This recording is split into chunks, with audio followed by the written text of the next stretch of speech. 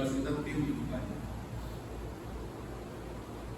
Mas quantos benefícios na tecnologia, quantos benefícios na medicina,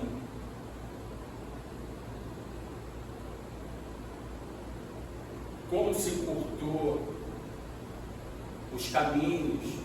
Antigamente, o filho, o neto, o pai, a mãe que estava muito distante, morando na Europa, nos Estados Unidos, você não via.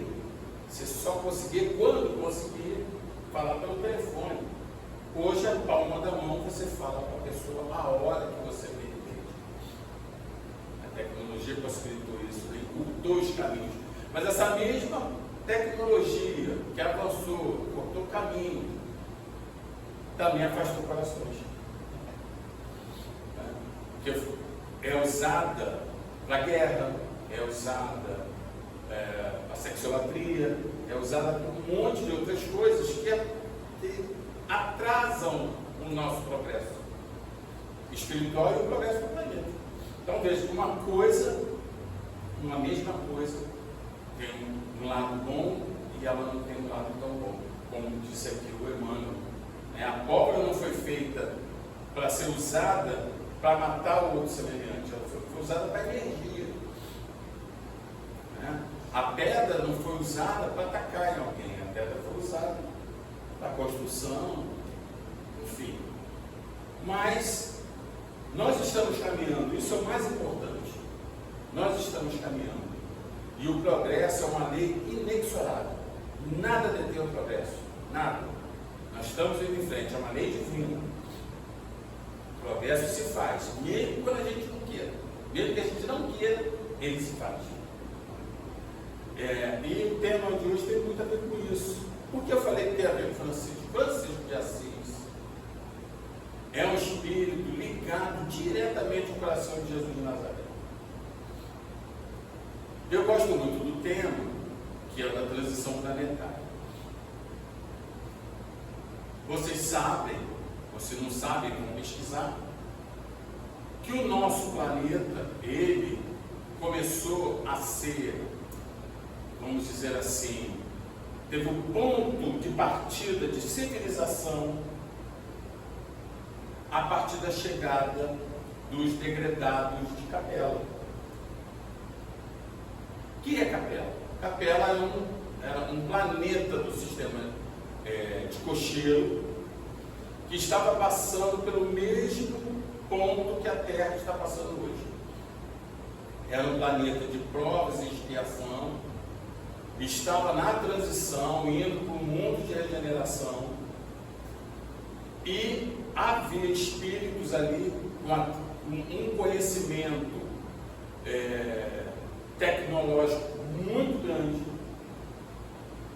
mas com um coração totalmente imperdido, voltado ainda para os interesses pessoais. Por que acontece? O nosso planeta, ele está indo para a regeneração. O que é regenerar? É você curar, é você sarar.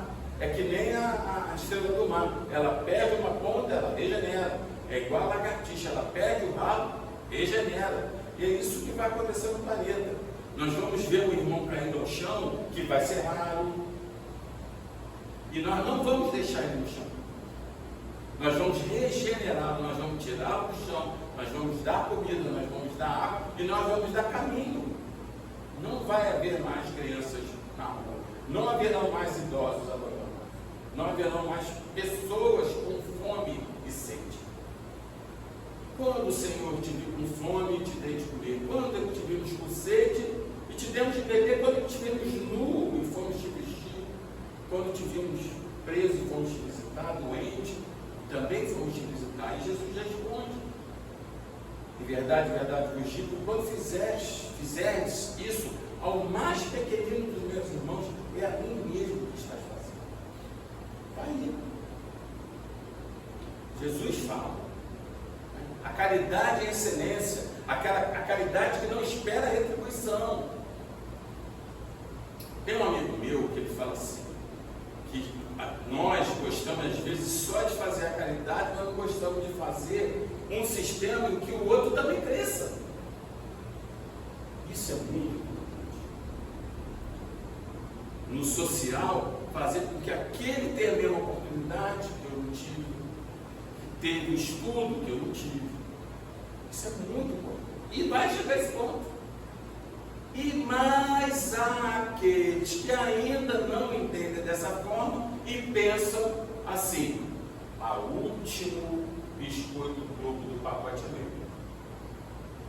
Eu brinco muito com a minha cachorrinha lá em casa, e do mesmo modo brinco com as minhas netas, que fala assim: olha, eu dou o último pedaço, eu dou para vocês, que só não faço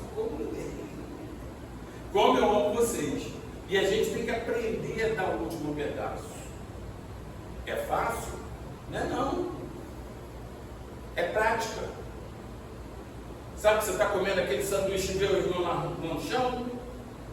Você já se incomoda? Você vai dar. Você não vai conseguir. Porque eu posso atravessar a rua e comprar outro sanduíche, ele não pode.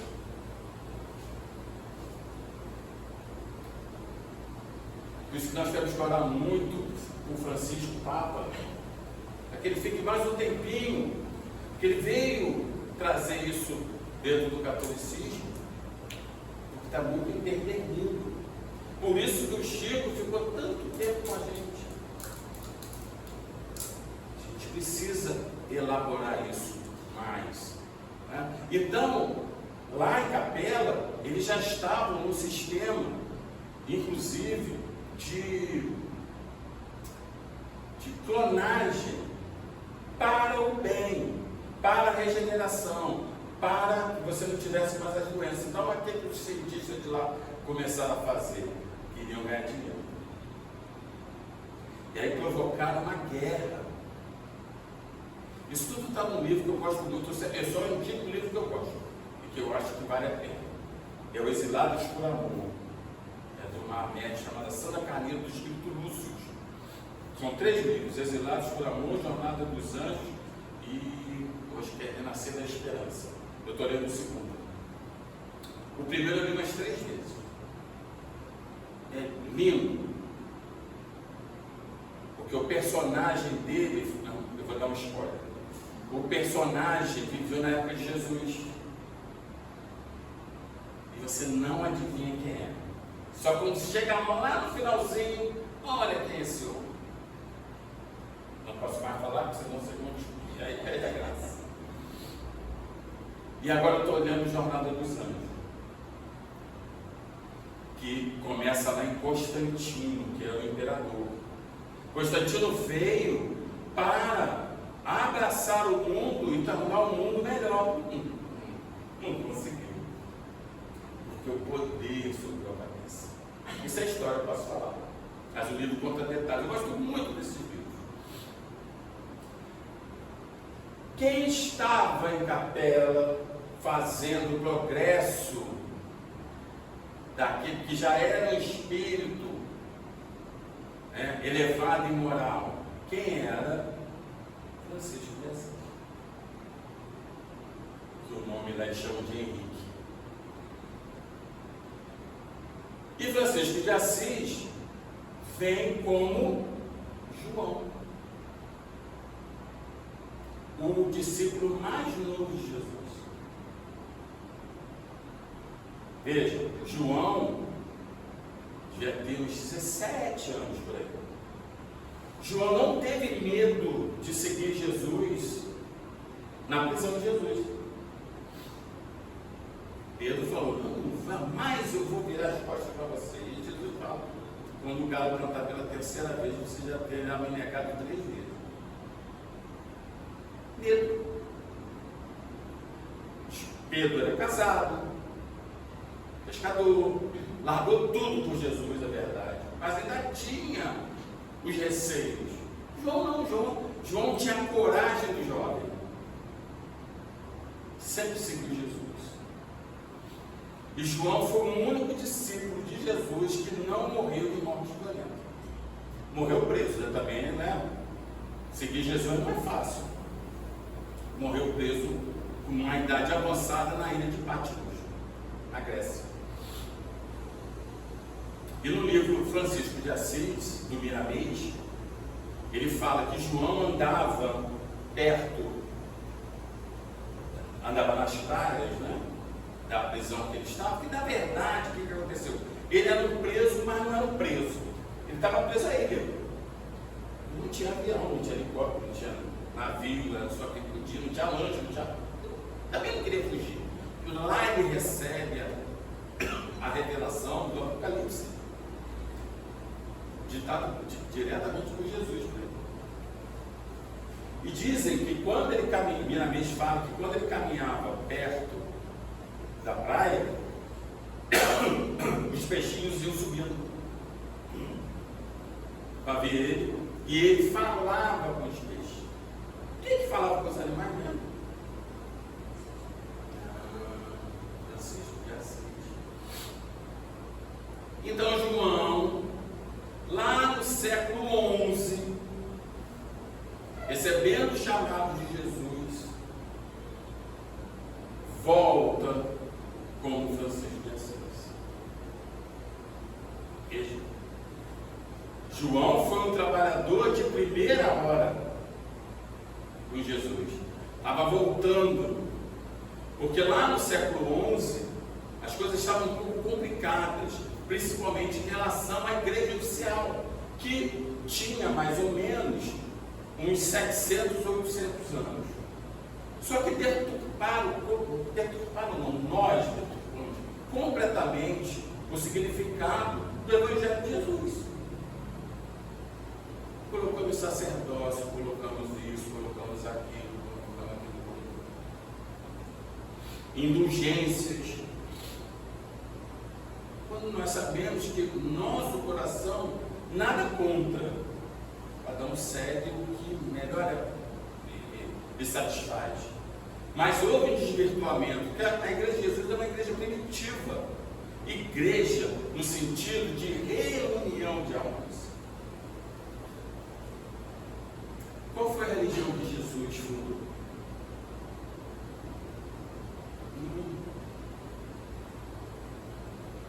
Jesus praticou a religião judaica, que era dos seus pais. Mas ele diz: eu não vim destruir a lei, mas sim dar um novo cumprimento. Os antigos diziam: olho por olho, dente por dente. Eu vos digo: amai-vos uns aos outros. Então Jesus veio dar um cumprimento à lei, não mais a lei de Moisés, que necessitava aquela época que fosse dessa forma, porque eram corações ainda muito duros, saindo de um cativeiro, à procura da terra prometida. Moisés subiu no monte 2 vezes. Na primeira, quando ele desceu, tinha feito um bezerro de ouro. Não tiveram paciência de Moisés nos abandonou. Então vamos beber, vamos comer. Onde Moisés chega, aquela festa, para ser simpático, né? Não era bem uma festa, era uma coisa além disso. E Moisés ficou muito danado e quebra a estátua, recebida diretamente da espiritualidade, pictografia direta, a pedra. Ele sobe novamente e recebe os mandamentos. Só que aqueles mandamentos precisavam de outros mais duros para aquelas pessoas. Inclusive Moisés fala que era proibido falar para os mortos. Muito bem, está lá. Por que era proibido falar para os mortos? Bem, é proibido estacionar. Então eu posso estacionar, correto? Se eu estaciono, eu vou ser multado, eu vou ser revocado. É proibido falar para os mortos, então quer dizer que pode falar para os mortos. Senão não proíbe. Então, quando alguns irmãos dizem: não, mas Moisés proibiu falar para os mortos. Exatamente, porque se fala para os mortos. Mas por que ele proibiu? Porque eram perguntas coerentes. Eu vou casar, não vou casar, eu vou ganhar dinheiro, Jacó vai me pagar. Também para ser o mais simpático. Que eram coisas muito pesadas. Aí Moisés proíbe, porque ele tinha que dar um sentido àquela caravana que ficou, que as pessoas ficaram no cativeiro durante muitos anos. E quando a pessoa é escravizada, ela perde a dignidade. Até você novamente voltar, que aquela pessoa tenha sentimentos, demora. Culpa das pessoas? Não, elas foram escravizadas. A gente fala dos escravos, não, era escravizado. Ninguém nasce escravo.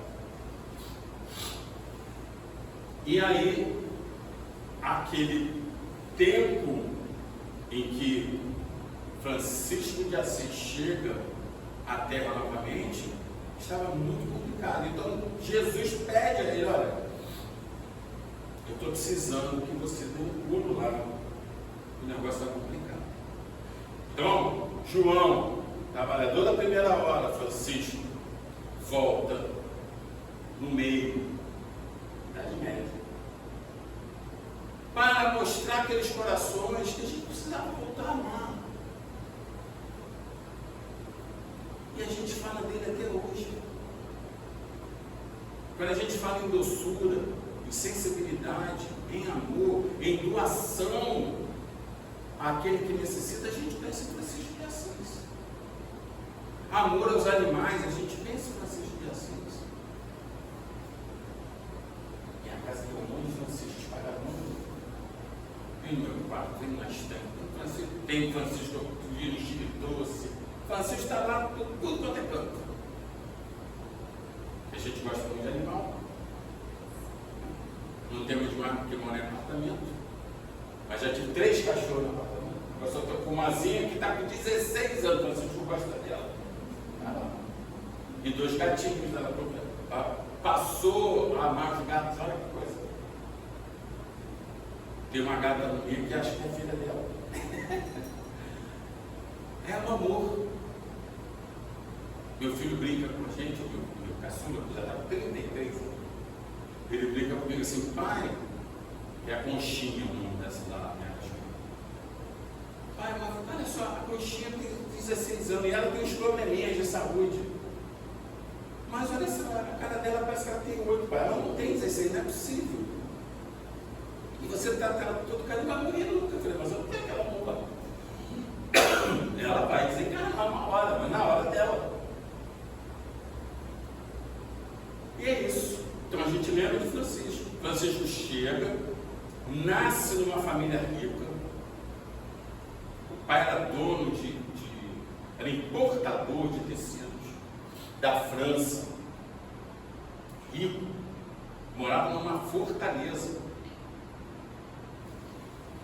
Narra alguns livros sobre Francisco de Assis, que a senhora Bernardone, quando começa a sentir as dores do parto, ela teve muita dificuldade no nascimento de Francisco.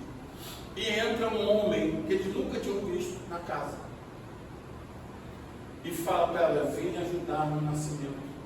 Acharam que o senhor Pietro Bernardone, que era o pai, tinha chamado alguém. E aquele homem adentra a casa e fala, ela precisa ficar num lugar mais aconchegante, mais que ela estava com febre, tem que envolver ela no feno. Então ela vai dar a luz na estrebaria. Quem que nasceu assim? Jesus. Então Francisco nasce na estrebaria. Né? Também Pietro Bernardone. Só que Francisco gostava, e aquele homem nunca mais vinha. O Espírito enviado, né? Para ajudar no nascimento. Francisco começa a crescer e ele usava o cabelo à moda francesa. E aí Francesco era um apelido, né? Francisco é aquele cabelinho, né, para frente. Francisco é um apelido, a moda da França. E eu falei errado o nome dele, era João.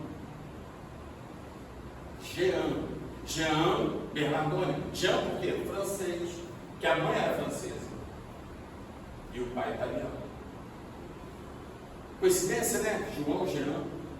Mas vira Francisco, pelo apelido. Cresce, Francisco era trovador. O que era o trovador? Ia para a praça cantar. E o trovador recebia uma vestimenta bonita de capa. Então ele namorava, pensava em casar. Chegou uma hora que ele quis para a cruzada. E aí ele fica doente. Antes de adentrar na cruzada, ele tem uma febre. E mais uma vez o Espírito aparece para ele. E fala: você vem servir a que Senhor? Está servindo o Senhor errado.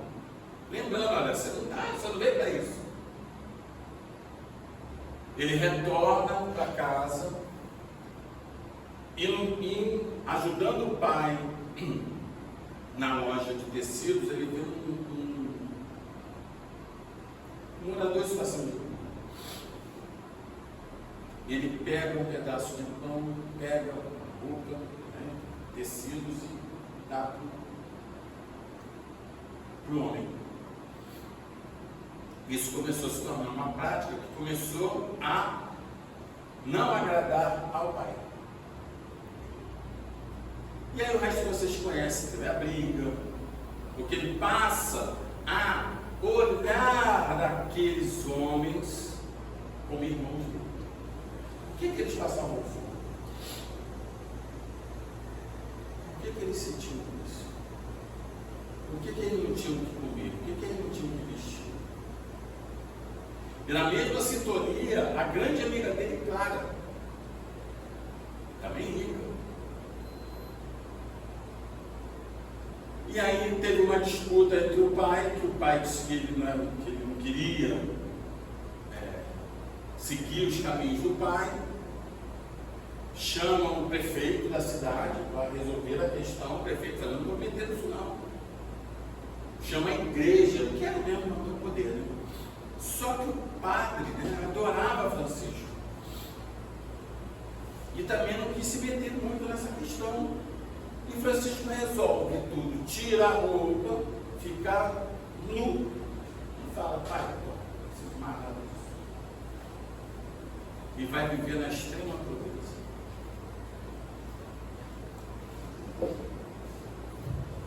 Lembrando Jesus, Jesus não tinha aonde pousar a cabeça. O Filho do Homem, dizia Jesus, não tem aonde dormir. Nos 3 anos de vida pública de Jesus não tinha paragem fixa. Ficava muito na casa de Pedro, na casa da sogra de Pedro, na casa de Lázaro e das irmãs Marta e Maria. Essa era a grande pousada de Jesus. O resto era onde der, onde dava. E Francisco ouve a voz: reconstrói a minha igreja. Da primeiro momento ele reconstrói a igreja de São Damião. Mas não era aquela igreja que Jesus estava chamando.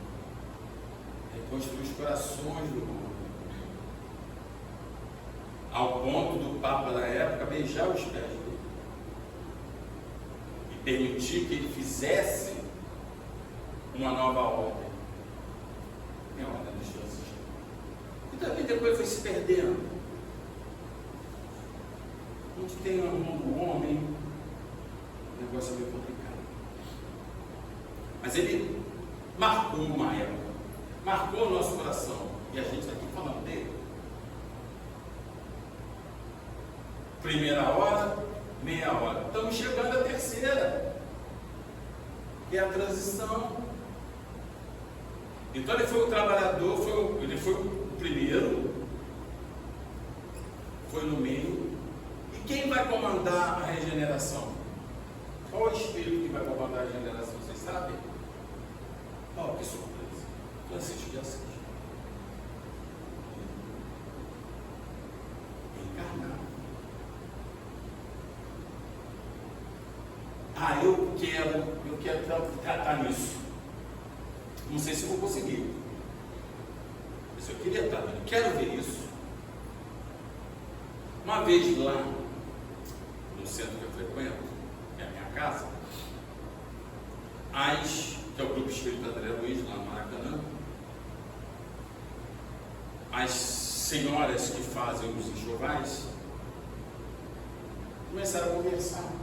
Houve não sei quem que falou que o José Grosso, que é o espírito, né, mentor da nossa casa, muito conhecido, principalmente na época das materializações luminosas. José Grosso teve encarnação na Alemanha como médico, teve encarnação como do bando de Lampião. Olha só, ele já tinha sido médico, mas não precisava. Ele denuncia Lampião, que ele viu que não era aquilo. Ele estava com Lampião atrás de justiça social, mas viu que não era isso que Lampião buscava. Então o que ele fazia? Ele ia na frente e avisava: Lampião vai vir aqui, vai saquear a cidade. Descobriram, mataram ele, furaram ele. Era um trabalhador na Seara de Jesus até hoje. E aí José Grosso deu uma mensagem que ia reencarnar, mas ele fez para provocar. E aí as senhoras, José Grosso vai, tomara que ele reencarne com o meu neto. Não casa, não sei o que. Passou o tempo, alguns meses. A nossa casa tem uns turnos de psicofonia, desde a iniciação até a proteção da casa. Então, na proteção da casa, recebeu uma mensagem do Zé Grosso diretamente para as senhoras. Breve a mensagem. E entregaram para elas: olha, é uma mensagem do Zé Grosso, a gente não entendeu o que é, mas disse que era para vocês. Aí abriram o papel, a mensagem era o seguinte: eu vou reencarnar, mas não fechem a janela do carro quando eu bater no carro de vocês no sinal.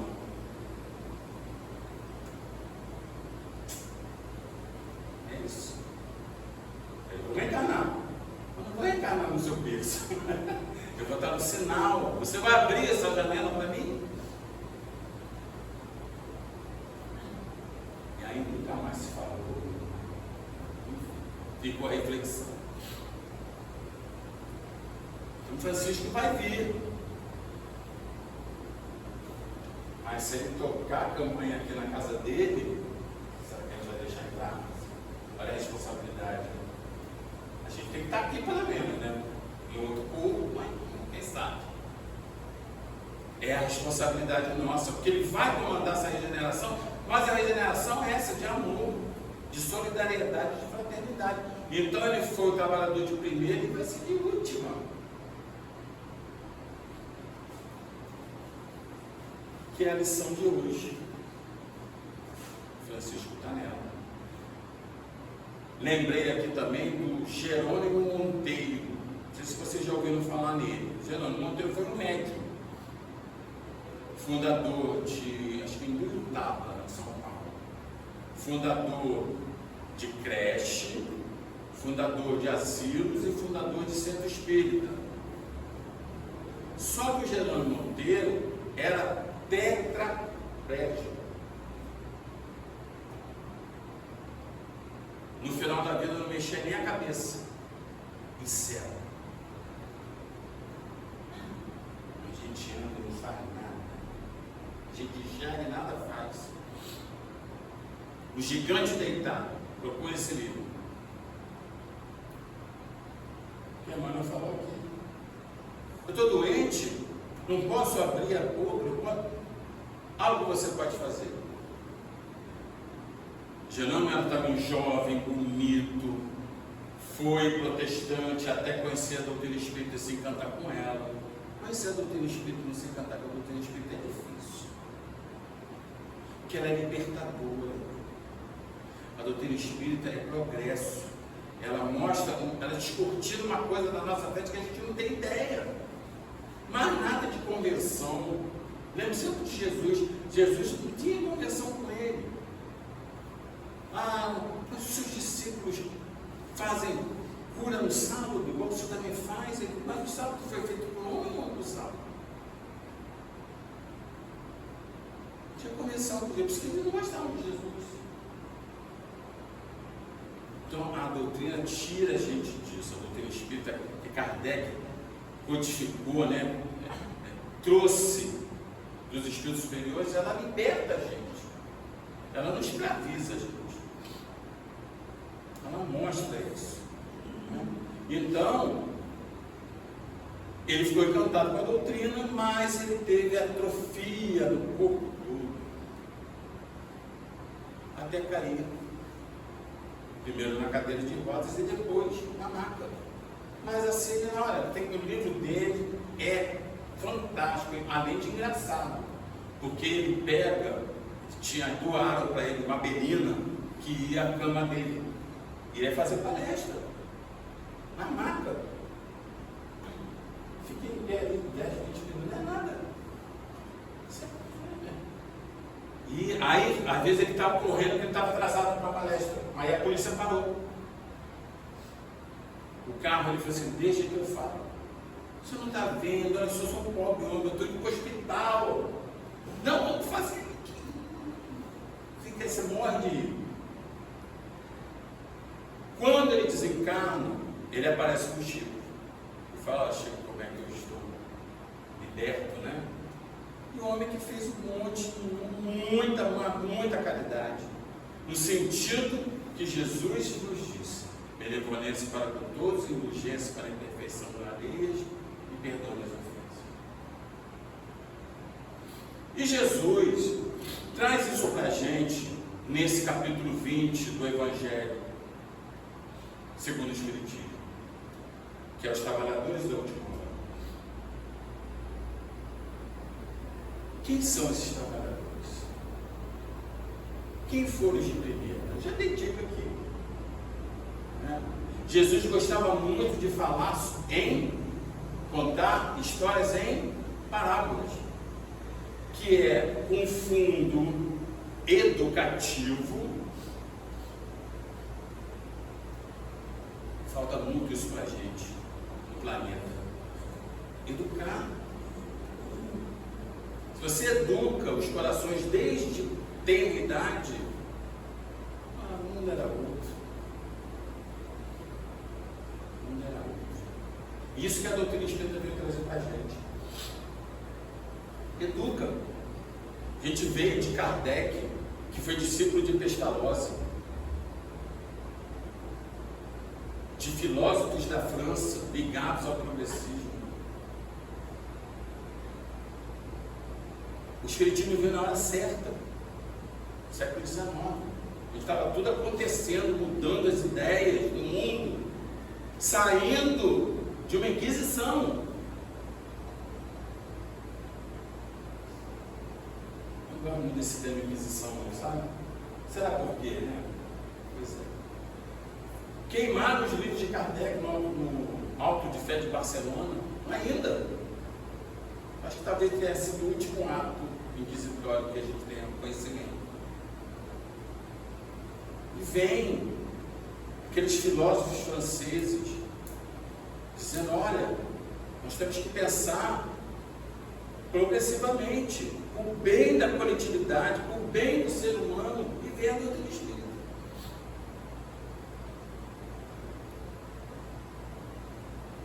E nos traz uma responsabilidade imensa. Jesus falava em parábolas para educar o coração do homem e para quem não tivesse condições de escutar sem interesse. Ele falava, não tem condição, não vai entender.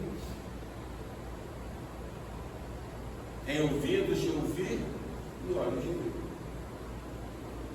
E coisas simples, personagens da época, costumes da época. Jesus tinha conhecimento de tudo. Embora homem, embora do corpo de carne que veio, isso é muito importante se falar. Jesus veio, Jesus sofreu, Jesus chorou. Jesus viveu, comeu, bebeu, foi a festas, fez o seu, entre aspas, o primeiro milagre numa boda, ou seja, num casamento. Convidava as pessoas para jantar. Hoje eu vou na sua casa jantar. prepara um almoço que eu vou na sua casa almoçar. Fez isso com Mateus, fez isso com o cobrador de impostos, Zaqueu. Zaqueu lá em cima da árvore, ele passou, olha, eu vou jantar na sua casa hoje. Tudo desceu. Publicano era tido como o pior judeu de todos, porque cobrava impostos dos judeus para Roma. Eles ganhavam dinheiro com isso. Você adquiria isso na asta pública, era um leilão. Olha, você cobrador de impostos, você dava o dinheiro e ganhava um percentual. Mateus era um dos cobradores de impostos, inteligentíssimo. E foi o primeiro evangelista dele, ele já Alves. Jesus gostava muito dele. Chamava ele, nota aí.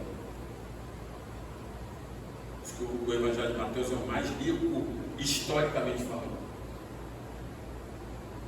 Lucas e Marcos não conviveram com Jesus. Marcos é um evangelho sintético, como se lê. Um resumo, vários romanos. Lucas ouviu o evangelho da boca de Paulo e de Maria de Nazaré. Isso que é o evangelho doce. E João é o evangelho que traz Jesus espírito, místico. Ele começa com verbo era Deus.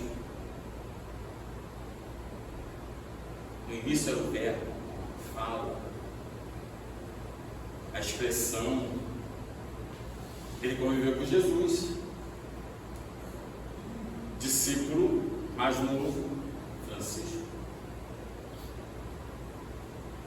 E aí Jesus falava em parábolas, talvez para os simples de coração, bem-aventurados os simples de coração, bem-aventurados os puros de coração, porque verão a Deus. Os simples entendem. E aí ele faz aquilo e lê, eu falei que é parábola.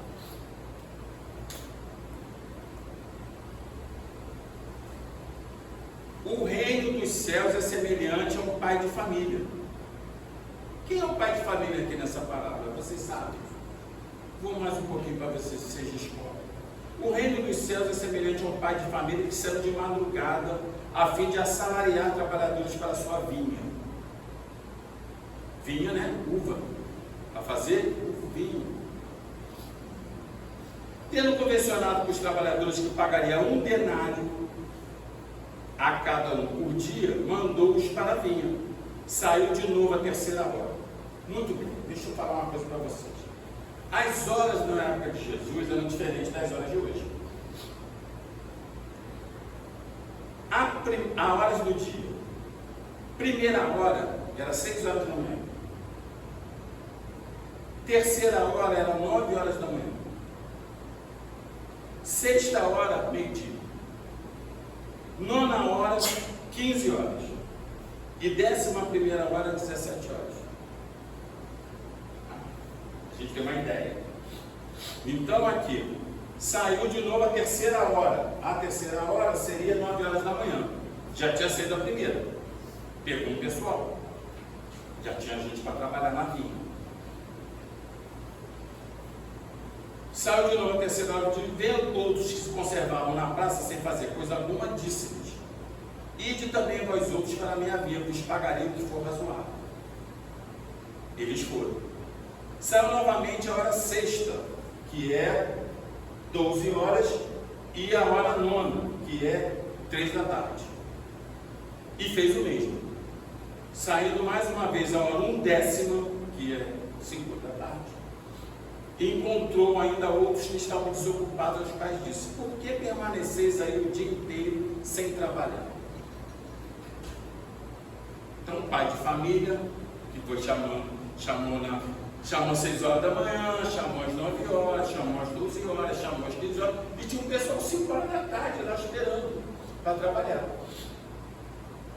E ele perguntou: por que vocês estão aí o dia inteiro sem trabalhar? Olha a resposta: é porque ninguém os assalariou. Ou seja, ninguém veio contratar a gente. Ele não falava assim: eu estou aqui porque eu quero trabalhar. eu estou aqui porque eu não quero fazer nada. Não foi isso que eles falaram. Eles falaram, nós estamos aqui às 5 da tarde, porque ninguém veio assalariar a gente. Então ele lhe disse, ide vós também para a minha vinha. Ao cair da tarde, disse o dono da vinha, que era o pai, que cuidava dos seus negócios, chama os trabalhadores e paga-lhes, começando pelos últimos, indo até os primeiros. Quem foram os últimos? Os que começaram a trabalhar às 5 da tarde. Aproximando-se então os que só a 1/10, 5 da tarde, haviam chegado, receberam 1 denário cada um. Os que foram contratados às 6 também foi 1 denário. Vendo a seu turno os que tinham sido encontrados em primeiro lugar, julgaram que iam receber mais, porém receberam apenas 1 denário cada um. Pergunto a vocês, o que foi combinado? Foi pagar 1 denário? O contratou, foi pagar 1 denário.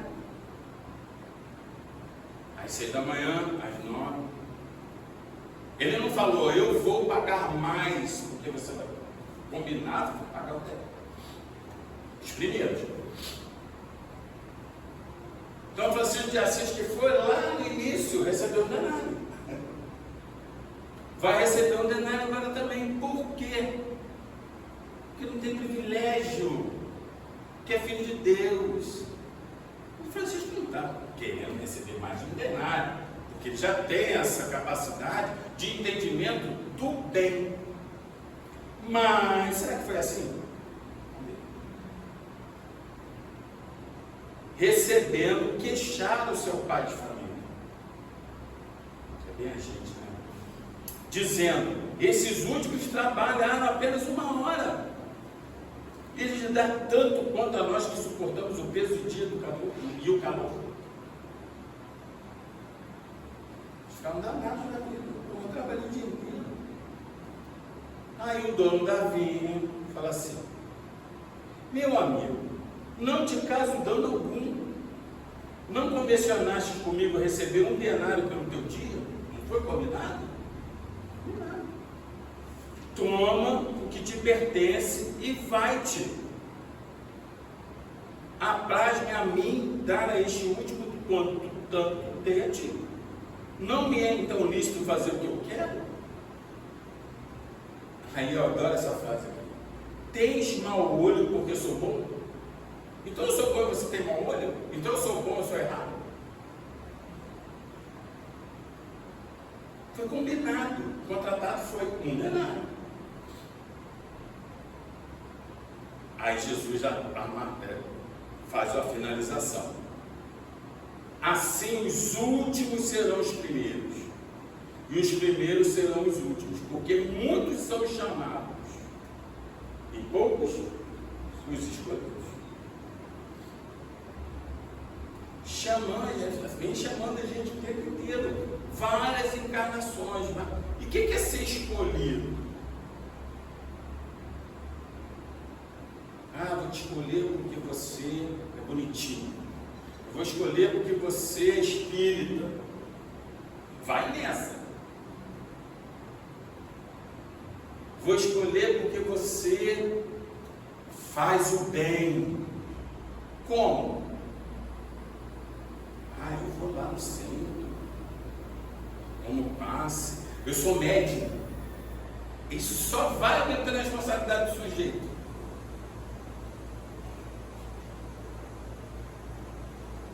Você é escolhido, entre aspas, pelas ações que você faz. Jesus chama o tempo inteiro. A escolha é nossa. Então Jesus diz, olha, não adianta você ter sido o primeiro lá, né? O último vai receber a mesma paga. Quem é o dono dessa vinha aqui, na parábola? Deus. É o pai de família, é o dono da vinha. Quem foram os primeiros a chegar na vinha?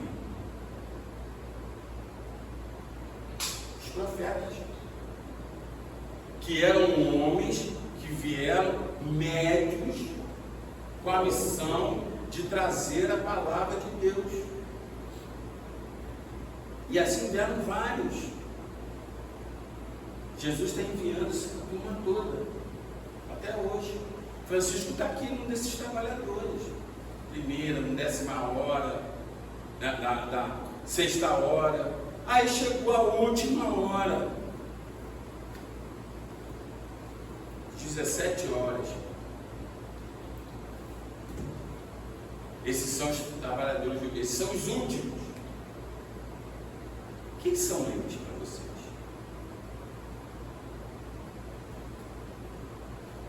E aí? São os espíritos? Só os espíritos? Se são os espíritos, são os que vão ao centro? São os que não passam? São os palestrantes? Os dirigentes? Serão os espíritos trabalhadores da última hora? Vamos ver. Aqui é só os trabalhadores de primeira hora, né? Como eu já tinha dito, são os profetas, Moisés, filósofos, os filósofos até da própria igreja, Santo Agostinho, são chamados pais da igreja, né? Antônio de Pádua.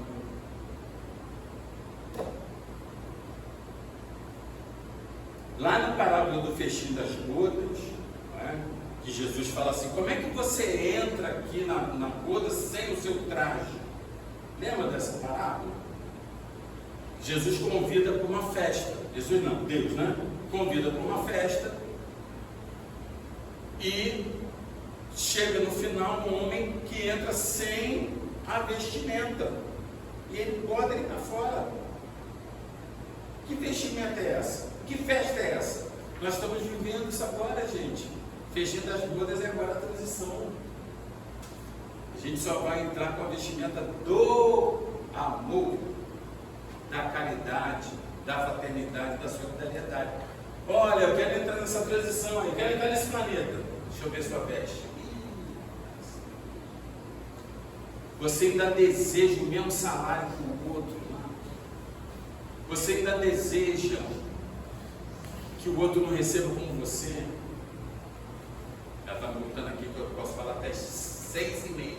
Isso mesmo. Vocês aguentam? Sim. Eu estou sendo um bom cristão. Mas vou acabar. E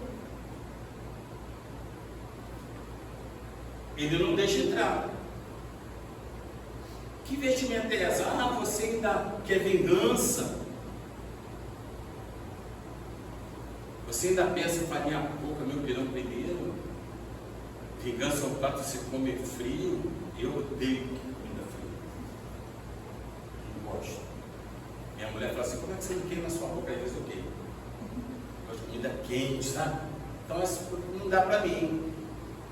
Mas é engraçado que eu já trago isso comigo, sabe? Desde quando eu era criança, eu nunca gostei de vingança, de revide. Eu não era espírita. Quando eu me tornei espírita, eu falei: olha só, eu já trazia isso comigo. Era meu. Enfim, uma coisa trouxe de bom do lado de trás, né? Pelo menos alguma coisa. Enfim, então, esse é o juízo final, né? O juízo final é a regeneração. Se a gente não vai poder entrar com essa veste, eu vou entrar com essa veste num planeta primitivo, num planeta de prova e expiação. Mas olha só que maravilha, ar-condicionado. Eu não quero viver mais sem isso. Aí eu vou lá para o planeta primitivo, quem vai criar o ar? Nós. Não quero ficar nele. Coisa maravilhosa. Por inteligência emocional, vamos fazer o bem, para a gente continuar aqui no planeta. Eu vi uma frase que eu escrevi aqui: Deus abençoa a solidariedade. A gente precisa pensar nisso. né? Boa vontade para trabalhar, deixar para depois, não, o momento é hoje, agora, o tempo que nós fazemos agora. Então, se os espíritas são os trabalhadores da última hora, são os últimos, olha a responsabilidade que a gente tem. Porque veja bem, fala assim, o Consolador prometido é o Espiritismo. O trabalhador de última hora, o último são os espíritos. Bacana isso, né?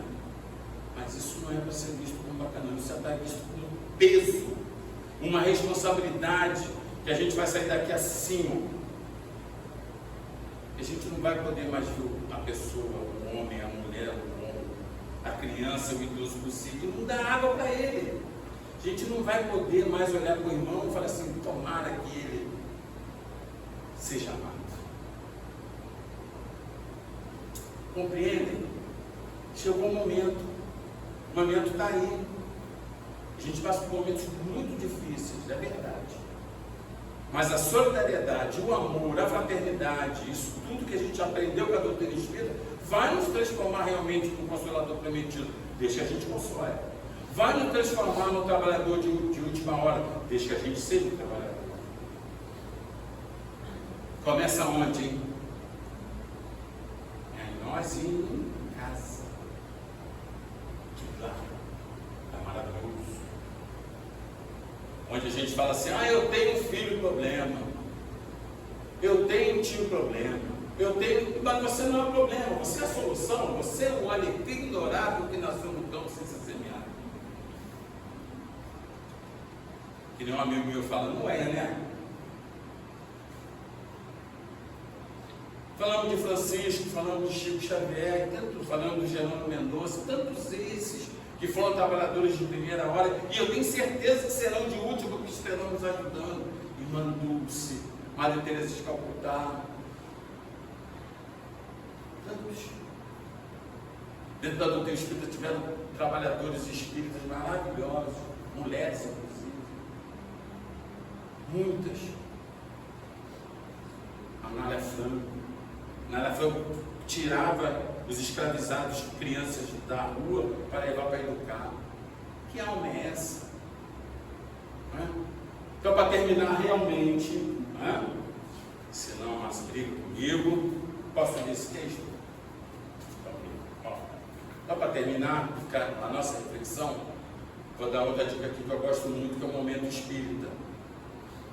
O Momento Espírita, você vai estar lá, Momento Espírita, ele é um trabalho da Federação Espírita do Paraná, que são textos. Quem ouve a Rádio Rio de Janeiro conhece. Tem textos e tem áudios. O Momento Espírita é maravilhoso, vale a pena procurar lá na internet. E o texto é Trabalhadores da Última Hora. Nós vamos ler para reflexão nossa, das pessoas que estão em casa, a gente levar daquilo que nós falamos hoje. Em suas pregações, Jesus utilizou largamente o recurso das parábolas. Mediante elas, ministrou ensinamentos morais a um povo rude, ainda incapaz de assimilar as grandes verdades da vida em toda a sua pureza. Sob o véu da alegoria, jazem mutilantes ensinamentos. Cada qual extrai das parábolas a lição compatível com o seu estado evolutivo, mas a essência sempre consistente na necessidade de uma vida honesta e fraterna e acessível a todos. À medida que a criatura cresce em compreensão, ela percebe novos desdobramentos de uma mesma passagem evangélica. Já perceberam isso? A gente lê a mesma passagem evangélica 10 vezes vamos ter interpretações diferentes. Utilizando uma expressão do Cristo, passa a ter olhos de ver. É muito conhecida a parábola dos trabalhadores da última hora. Nela, Jesus fala de um proprietário da vinha que assalariou trabalhadores em diversos momentos do dia. Ao final, a todos remunerou igualmente. Assim que trabalhou apenas uma hora, ganhou o mesmo do que iniciou a tarefa ao alvorecer. Proporcionalmente, a remuneração dos últimos contratados foi muito superior dos primeiros. Por se tratar de um ensinamento alegórico, Dele podem ser extraídas variadas lições. Um dos enfoques possíveis é comparar os trabalhadores com todos os envolvidos na reforma moral da humanidade. Ao longo dos séculos, eles se sucederam. Foram profetas, legisladores, administradores, juristas e pensadores os mais diversos. A diferença da remuneração pode ser referida ao resultado obtido com a tarefa. No princípio, as criaturas eram muito rudes e bastante refratárias aos ensinamentos. Com o passar dos séculos, foram se tornando mais receptivos e maleáveis. Hoje, as leis civis implementadas por Moisés parecem bastante severas. Página para alguns. Ainda tem gente falando em dente por dente, olho por olho.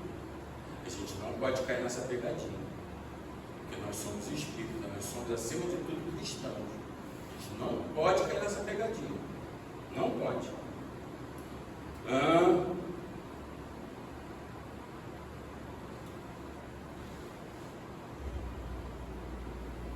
Por exemplo, a regra do olho por olho soa intolerante aos ouvidos do homem moderno, ou deve soar, né? Mas para a época foi uma grande e importante inovação. Até então vigorava a vingança desmedida. Perante o mal feito, não raro se eliminava não apenas o ofensor, mas toda a sua família. A proporcionalidade da represália representou um avanço moral. Como o povo ainda não conseguia perdoar, ao menos se tinha um limite para o limite. E assim, gradualmente, a humanidade evoluiu. Incontáveis pessoas dedicaram suas vidas a esse mistério. Coisas que hoje parecem naturais são fruto de grandes lutas e renúncias. Pensemos nisso. Direitos que a mulher tem, direitos que os trabalhadores têm, os direitos que as pessoas menos favorecidas têm. Direitos trabalhistas, igualdade entre homens e mulheres e proibição de penas cruéis são alguns exemplos. Pode-se dizer que os reformistas dos primeiros tempos trabalharam na base do edifício. Hoje já se atua na cumieira, na medida que a humanidade está pronta para vivenciar a fraternidade. Notícias sobre atos cruéis e desonestos chocam, quando o íntimo, a maioria da população deseja outras vivências. Em suma, chegou a vez dos trabalhadores da última hora. É preciso se se tomar do ideal de viver em um mundo melhor e agir para que ele se implante na terra. É urgente que os homens de bem, ou que façam o bem, mostrem a força de seu caráter e ocupem espaço. É necessário que as crianças sejam educadas para amar o trabalho, a honestidade e viver fraternalmente. Mas, mais do que apenas belos discursos são necessários, exemplos. A generosa recompensa do esforço será a aventura de viver e mais tarde renascer em um mundo justo e fraterno. Eu quero. Vocês querem? Pensemos nisso. Muito obrigado. Francisco de Assis, permaneça no coração de vocês. 6 minutos, tá? Pode ser a 6 minutos. Vamos agradecer, né, todas essas palavras do nosso irmão Marcos nesta tarde. Vamos fechar um pouquinho os nossos olhos, para que a gente possa finalizar essa primeira parte dos trabalhos aqui na Casa dos Francisco de Assis. Agradecidos que estamos todo esse ensinamento, esse aprendizado, que cada vez mais cala fundo dentro de nós, que possamos